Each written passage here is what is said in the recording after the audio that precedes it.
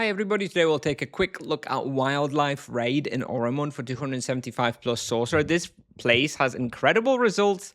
Unfortunately, it has pretty bad mechanics that I don't like.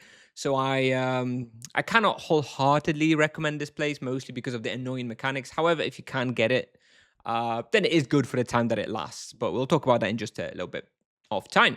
So the character I had here was about level 272 of 95 magic level. Results were about 4.1 kk roll, about 800k profit per hour. Now it was quite hard at this level. You could get a little bit overwhelmed with the density of the creatures, but it was fun. Best place to do Gloof Anemone Bestiary, so definitely want to come here at least for a few raids just to finish that one off here. Damage is mostly physical from the behemoths and everything else in here, but also a fair amount of earth damage. So just go for physical with earth protection.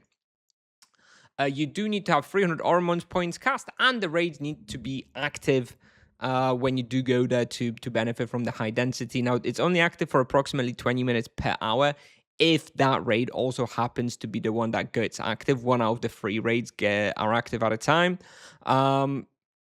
So yeah, it's kind of awkward. You can also always just come here for a little bit. They usually start like a few minutes after server save every hour. So if you have like server save at like 5 past, if you come here at like 10, 15 past on the hour every hour, that's when the raid should be starting, something like that. For the charms, I don't really apply charms here. You could go with like freeze on Behemoth or a crit charm on the Gloof Anemone, but I don't really think it's super necessary. And I went with the Lord of Destruction and Death Echo build, and Fire Mastery with Great Fire Wave and Death Echo. Now, for the route, honestly, you can split this respawn into like 2 bits if you want to share with somebody when the raid is on.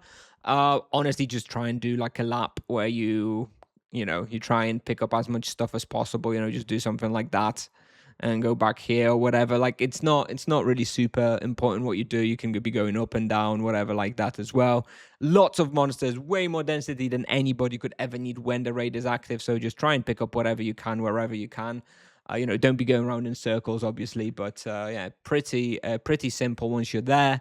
And yeah, kind of be careful because there is some paralyzers here.